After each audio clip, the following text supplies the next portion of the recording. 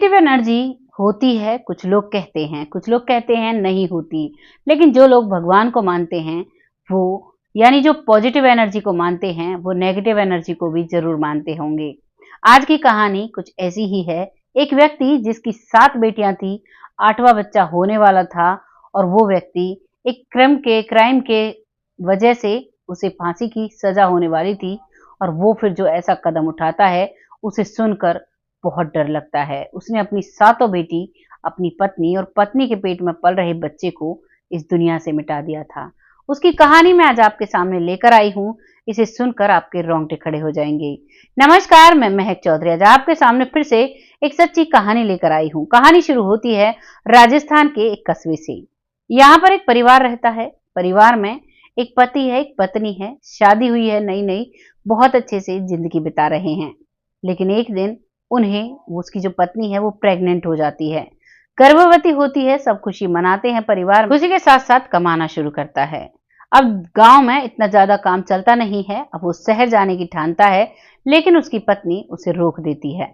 अब उसे पहली बेटी होती है, पहली बेटी थी, कोई दिक्कत नहीं होती है।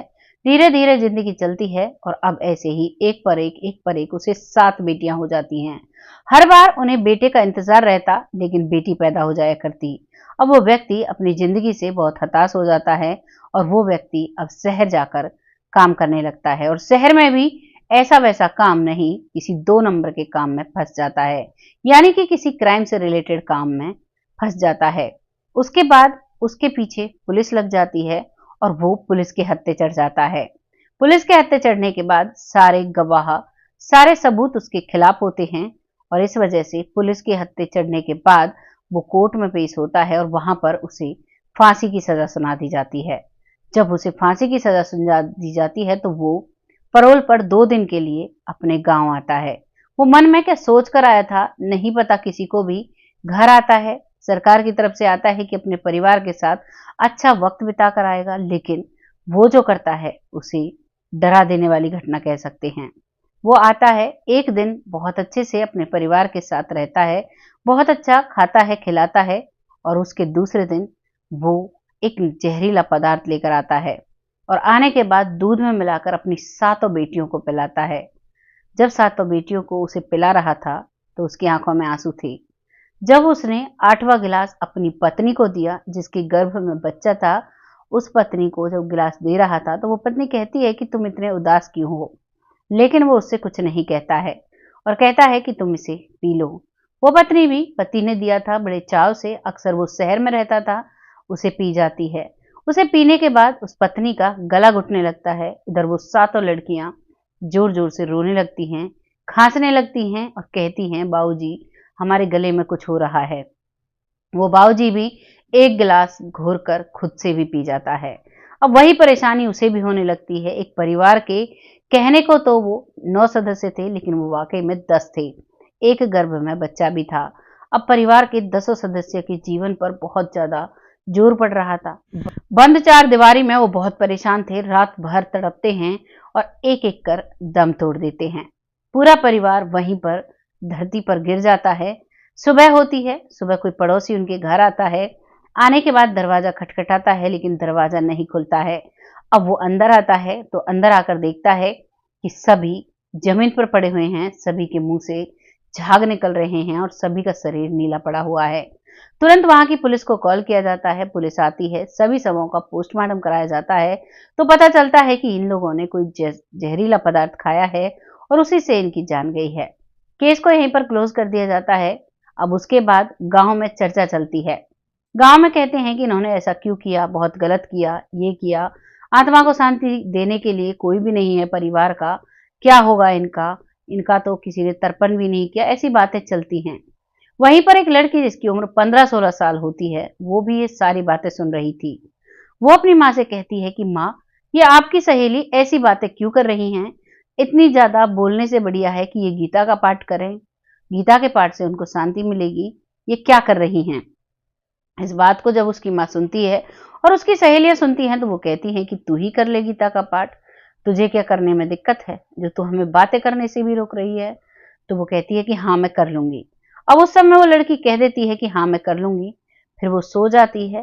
रात होती है, दूसरी सुबह होती है और रात के करीबन 2:30 बजे के करीब उसकी खाट के पास वो व्यक्ति खड़ा हुआ था जिसे फांसी की सजा हुई थी। वो उसकी खाट को हिलाता है। वो खाट हिलती हुई ना उसकी माँ को दिखती है, उस लड़की को दिखती है। वो एकदम से खड़ी हो जाती है, कहती है, आप कौन? वो कहती है कि मैं वही हूँ जिसके बारे में तुम सब बात कर रहे थे और जिसके लिए तुम्हें गीता का पाठ करना था और तुमने बोला था, चलो मेरे लिए गीता का पाठ करो। अब वो लड़की अपनी माँ को बताती है कि माँ, मुझसे ऐसे ऐसे कह रहे हैं और मेरे साथ ये हो रहा है। तो माँ कहती है कि कोई बात नहीं बेटा, वो तुमसे और कुछ करने के लिए नहीं कह रहे, सिर्फ गीता का ही तो पाठ करना है, तो तुम गीता का पाठ करो। और वो गीता का पाठ करती है तो उससे उसे तृप्ति मिलती है। अब उसके बाद कुछ दिन जाते हैं, फिर वो अपनी 7 बेटियों को लेकर आता है और कहता है इनके लिए भी करो। वो बच्चियां भी कहती हैं कि दीदी हमारे लिए भी कुछ करो, दीदी हमारे लिए भी कुछ करो। अब उन सभी के लिए वो बारी बारी से तर्पण करती है, गीता का पाठ करती है और उन सभी को इस तरीके से आजाद कराती है उस जिंदगी से। क्योंकि उनका जो मरने के बाद पूरे दिन होते हैं, पूरे विधि विधान से सारे कार्य किए जाते हैं, वो नहीं होते हैं, तो वो इस वजह से ऐसी जिंदगी, वहां भी दूसरी दुनिया होती है। उनके हिसाब से पता चलता है कि जैसी हमारी दुनिया है वैसी ही भूतों की भी दुनिया होती है और वो भी अपने जीवन में दुख काट रहे होते हैं।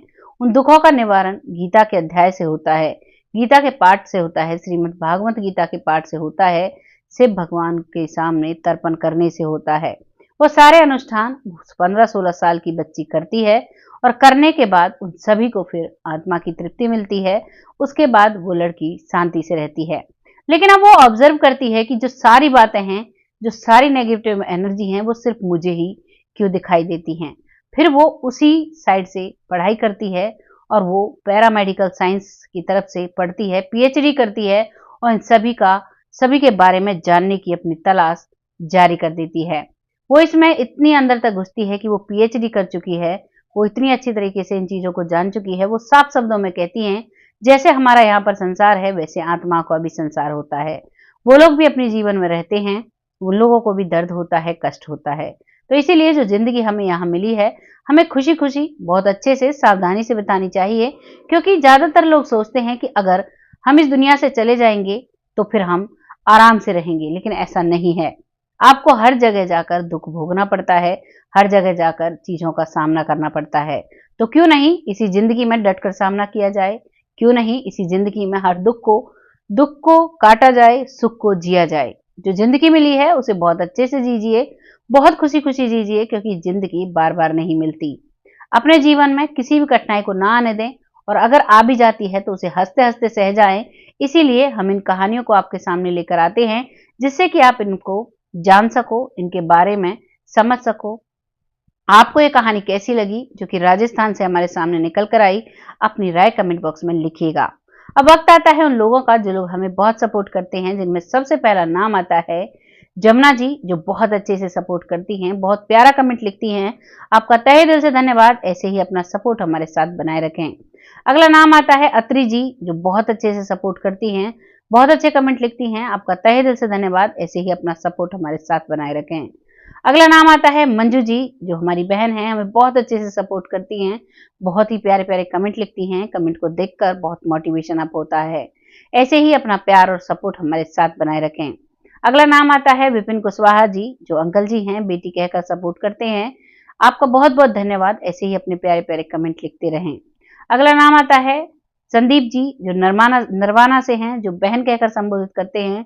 आपका तहे दिल से धन्यवाद, ऐसे ही हमें सपोर्ट करते रहें, अपनी प्यारी बहन को आगे बढ़ाते रहें। अगला नाम आता है जसविंदर जी, जो बहुत अच्छे से सपोर्ट करते हैं, बहुत प्यारे कमेंट लिखते हैं। आपका तहे दिल से धन्यवाद, ऐसे ही हमारे साथ अपना सपोर्ट बनाए रखें। अगला नाम आता है लखविंदर जी, जो बहुत अच्छे से सपोर्ट करते हैं, हर वीडियो पर इनका कमेंट होता है, अपना कमेंट होता है। आपका तहे दिल से धन्यवाद, ऐसे ही अपना सपोर्ट हमारे साथ बनाए रखें। अगला नाम आता है लखीराम जी, जो बहुत अच्छे से सपोर्ट करते हैं, बहुत प्यारा कमेंट लिखते हैं। आपका तहे दिल से धन्यवाद, ऐसे ही अपना सपोर्ट हमारे साथ बनाए रखें। क्योंकि आप सब जब कमेंट लिखते हो तो उससे हमें बहुत अच्छा लगता है, हमें ऐसा लगता है कि और कहानियां हमें आपके सामने लानी चाहिए। आपको जो भी लगा है अपनी राय लिखिएगा जरूर। अब चलती हूँ, तब तक अपने परिवार का खासा ख्याल रखें। बीमारियों का मौसम चल रहा है, हमारे यहाँ पर कहते हैं होली के दिन है, जलते पर जलते दिन है, तो बच्चों को सेफ रखें। सभी की तबीयत खराब हो जाती है और वाक़ई में ये बहुत बहुत ही बीमारियों का मौसम है, तो इसलिए बच्चों पर ख़ासा ध्यान रखें, अपने परिवार पर ख़ासा ध्यान रखें, खुश रहें, आबाद रहें, अपने रिश्तों का ख़ासा ख़्याल रखें। जय हिंद, जय भारत।